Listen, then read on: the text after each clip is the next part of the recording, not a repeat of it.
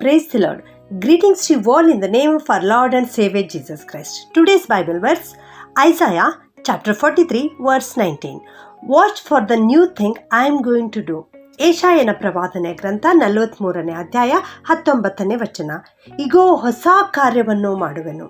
ಹೌದು, ನಮ್ಮ ದೇವರಾದ ಕರ್ತನು ಹೊಸ ಕಾರ್ಯಗಳನ್ನು ಮಾಡಲಿಕ್ಕೆ ಶಕ್ತನಾದ ದೇವರು, ಅದ್ಭುತಗಳನ್ನು ಮಾಡಲಿಕ್ಕೆ ಶಕ್ತನಾದ ದೇವರು. ಅನೇಕ ಅದ್ಭುತಗಳನ್ನು ದೇವರು ನಮ್ಮ ಜೀವಿತದಲ್ಲಿ ಮಾಡಿದ್ದಾರೆ. ದೇವರು ಈ ಭೂಮಿಯನ್ನು, ಆಕಾಶವನ್ನು ಕೇವಲ ಮಾತಿನಿಂದಲೇ ಉಂಟು ಮಾಡಿದ್ದಾರೆ ಪ್ರಿಯರೇ. ಏನೂ ಇಲ್ಲದ ಕಡೆಯಲ್ಲಿ ಕೇವಲ ಉಂಟಾಗಲಿ ಎಂಬುದಾಗಿ ಒಂದು ಮಾತು ಹೇಳಿದ್ದಾರೆ. ಆ ಮಾತಿನ ಮೂಲಕವಾಗಿ ಇಡೀ ಲೋಕವೆಲ್ಲ ಉಂಟಾಗಿದೆ ಪ್ರಿಯರೇ. ಕತ್ತಲಿನಿಂದ ಬೆಳಕು ಪ್ರಕಾಶಿಸುವಂತೆ ಮಾಡಿದ್ದಾರೆ. ಎಷ್ಟು ಆಶ್ಚರ್ಯಕರವಾದ ಸಂಗತಿ! ನಮ್ಮ ದೇವರು ಸೃಷ್ಟಿಕರ್ತನಾದ ದೇವರು, ಸೃಷ್ಟಿಯನ್ನು ಉಂಟು ಮಾಡಿರ್ತಕ್ಕಂಥ ದೇವರು ಮೊದಲನೇ ದಿನದಲ್ಲಿ ಬೆಳಕನ್ನು ಉಂಟು ಮಾಡಿದರು, ಎರಡನೇ ದಿನದಲ್ಲಿ ಗುಮ್ಮಟವನ್ನು ಉಂಟು ಮಾಡಿದರು, ಮೂರನೇ ದಿನದಲ್ಲಿ ಒಣ ನೆಲವನ್ನು ಉಂಟು ಮಾಡಿ ಅದರಲ್ಲಿ ಹುಲ್ಲನ್ನು, ಕಾಯಿಪಲ್ಯ ಗಿಡಗಳನ್ನು, ಬೀಜವುಳ್ಳ ಹಣ್ಣಿನ ಮರಗಳನ್ನು ಉಂಟು ಮಾಡಿದರು. ನಾಲ್ಕನೇ ದಿನದಲ್ಲಿ ಸೂರ್ಯ, ಚಂದ್ರ, ನಕ್ಷತ್ರಗಳನ್ನು ಉಂಟು ಮಾಡಿದರು. ಐದನೆಯ ದಿನದಲ್ಲಿ ಸಕಲ ವಿಧವಾದ ಜಲಚರಗಳನ್ನು ಮತ್ತು ಆಕಾಶದಲ್ಲಿ ಹಾರಾಡುವ ಪಕ್ಷಿಗಳನ್ನು ಉಂಟು ಮಾಡಿದರು. ಆರನೇ ದಿನದಲ್ಲಿ ಹಣ್ಣಿನ ಮರಗಿಡಗಳನ್ನು ಮತ್ತು ಕಡೆಯದಾಗಿ ಮಾನವನನ್ನು ದೇವರು ಉಂಟು ಮಾಡಿದನು. ಹೌದು ನನ್ನ ಪ್ರಿಯ ದೇವಜನರೇ, ದೇವರು ಈ ರೀತಿ ಮಾಡಿರುವುದನ್ನು ನಾವು ನಂಬಬೇಕು. ಇದು ನಮ್ಮ ಕರ್ತನ, ಸೃಷ್ಟಿಕರ್ತನಾಗಿರ್ತಕ್ಕಂಥ ದೇವರ ಮಹಿಮೆ. ಕೇವಲ ಮಾತಿನ ಮೂಲಕವಾಗಿ ದೇವರು ಸೃಷ್ಟಿಯನ್ನು ಉಂಟು ಮಾಡಿದ್ದಾನೆ. ಇಬ್ರಿಯ 11:3 ನಾವು ನೋಡ್ತೇವೆ, ಲೋಕವು ದೇವರ ಮಾತಿನಿಂದ ನಿರ್ಮಿತವಾಗಿದೆ ಎಂಬುದಾಗಿ ನಾವು ನಂಬಬೇಕು. ಈ ಜಗತ್ತು ದೃಶ್ಯ ವಸ್ತುಗಳಿಂದ, ಮೊದಲೇ ಇದ್ದಂಥ ವಸ್ತುಗಳಿಂದ ಉಂಟು ಮಾಡಲಿಲ್ಲ. ಏನೂ ಇಲ್ಲದ ಕಡೆಯಲ್ಲೇ ದೇವರು ಅದನ್ನು ಉಂಟು ಮಾಡಿದ್ದಾರೆ. ಅಂದು ಪೇತ್ರನು ಸುಂದರ ದ್ವಾರವೆಂಬ ದ್ವಾರದಲ್ಲಿ ಆತನು ದೇವಾಲಯಕ್ಕೆ ಹೋಗುತ್ತಿರುವಾಗ ಅಲ್ಲಿ ಒಬ್ಬ ಹುಟ್ಟುಕುಂಟನು ಕೂತುಕೊಂಡಿದ್ದನು. ಆ ಹುಟ್ಟುಕುಂಟನಿಗೆ ಪೇತ್ರನು, ಬೆಳ್ಳಿ ಬಂಗಾರವಂತೂ ನನ್ನಲ್ಲಿಲ್ಲ, ಆದರೆ ನಜರೇತಿನ ಯೇಸುವಿನ ನಾಮದಲ್ಲೇ ನಿನಗೆ ಎದ್ದು ನಡೆಯಲಿಕ್ಕೆ ಅಪ್ಪಣೆ ಕೊಡುತ್ತೇನೆ ಎಂಬುದಾಗಿ ಅವನ ಕೈ ಹಿಡಿದು ಮೇಲೆತ್ತಿದಾಗ ದೇವರು ಅಲ್ಲಿ ಒಂದು ಕಾರ್ಯವನ್ನು ಮಾಡಿದರು. ಅವನ ಕಾಲು ನಿಷ್ಕ್ರಿಯಗೊಂಡಿತ್ತು, ಆದರೆ ಅಲ್ಲಿ ದೇವರು ಅವನು ಎದ್ದು ನಡೆದಾಡುವಂತೆ ಮಾಡಿದನು.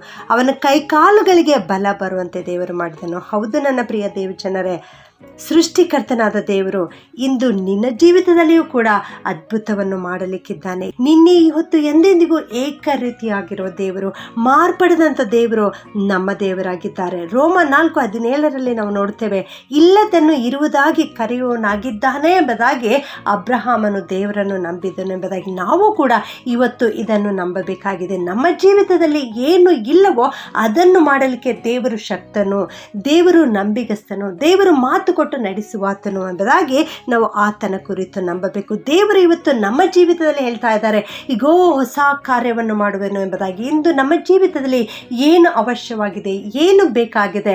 ನಾವು ಅನಾರೋಗ್ಯದಿಂದ ಬಳಲ್ತಾ ಇದ್ದೇವಾ? ನಮ್ಮ ಅಂಗಾಂಗಗಳು ನಿಷ್ಕ್ರಿಯಗೊಂಡಿವೆಯಾ? ನಮ್ಮ ದೇವರು ನಮ್ಮ ದೇಹವನ್ನು, ಎಲ್ಲ ಅಂಗಾಂಗಗಳನ್ನು ಉಂಟು ಮಾಡಿದ್ದಾನೆ. ಕೇವಲ ಒಂದು ಅಂಗ ನಿಷ್ಕ್ರಿಯಗೊಂಡಿರುವಾಗ ನಾವು ನಂಬಿಕೆಯಲ್ಲಿ ಕುಂದಿ ಹೋಗಬೇಕಾ? ಇಲ್ಲ ನನ್ನ ಪ್ರಿಯ ದೇವಜನರೇ, ದೇವರು ಖಂಡಿತವಾಗಿಯೂ ನಿನ್ನ ಜೀವಿತದಲ್ಲಿ ಅದ್ಭುತವನ್ನು ಮಾಡಲಿಕ್ಕಿದ್ದಾನೆ. ಆ ನಿಷ್ಕ್ರಿಯಗೊಂಡ ಅಂಗವನ್ನು ದೇವರು ಜೀವವನ್ನು ಕೊಟ್ಟು ಎಬ್ಬಿಸಲಿಕ್ಕಿದ್ದಾನೆ.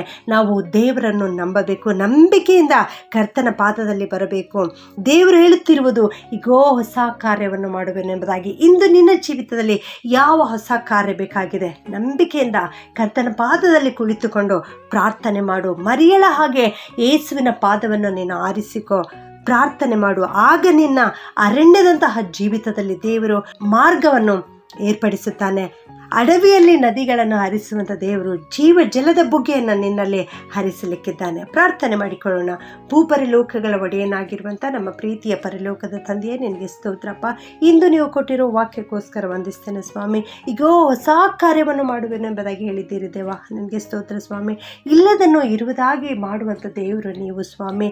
ಏನೂ ಇಲ್ಲದ ಕಡೆಯಲ್ಲಿ ದೇವ ಅದ್ಭುತ ಕಾರ್ಯವನ್ನು ಮಾಡಿ ಸೃಷ್ಟಿಯನ್ನು ಉಂಟು ಮಾಡಿದಂಥ ದೇವರು ನೀವಾಗಿದ್ದೀರಿ ಸ್ವಾಮಿ. ನಿನಗೆ ಸ್ತೋತ್ರ. ನಮ್ಮ ಕಾರ್ಯವನ್ನು ಅದ್ಭುತವಾಗಿಯೂ ವಿಚಿತ್ರವಾಗಿಯೂ ನೀವು ಉಂಟು ಮಾಡಿದ್ದೀರಿ ಕರ್ತನೆ. ಅದಕ್ಕಾಗಿ ಸ್ತೋತ್ರ. ಇಂದು ಈ ವಾಕ್ಯವನ್ನು ಕೇಳಿಸಿಕೊಳ್ಳುತ್ತಿರುವ ಪ್ರತಿಯೊಬ್ಬೊಬ್ಬರನ್ನು ನೀವು ಆಶೀರ್ವಾದ ಮಾಡು ಕರ್ತನೆ. ಇಂದು ಅವರು ಯಾವ ವಿಷಯಕ್ಕೋಸ್ಕರ ನಿನ್ನ ಪಾದದಲ್ಲಿ ಬಂದು ಪ್ರಾರ್ಥಿಸ್ತಾ ಇದ್ದಾರೋ ನೀನವರ ಕೂಗನ್ನು ಕೇಳು ಸ್ವಾಮಿ. ಅವರ ಜೀವಿತದಲ್ಲಿ ಹೊಸ ಕಾರ್ಯವನ್ನು ಮಾಡು ಕರ್ತನೆ. ಈ ದಿನವೆಲ್ಲ ನಮ್ಮ ಜೊತೆಗಾರನಾಗಿದ್ದುಕೊಂಡು ನಮ್ಮ ಕೈ ಹಿಡಿದು ನಡೆಸಬೇಕಾಗಿ ಪ್ರಾರ್ಥನೆಯನ್ನು ಯೇಸುವಿನ ಒಂದೇ ನಾಮದಲ್ಲಿ ಪ್ರಾರ್ಥಿಸಿ ಬೇಡುತ್ತೇನೆ ತಂದೆಯೇ.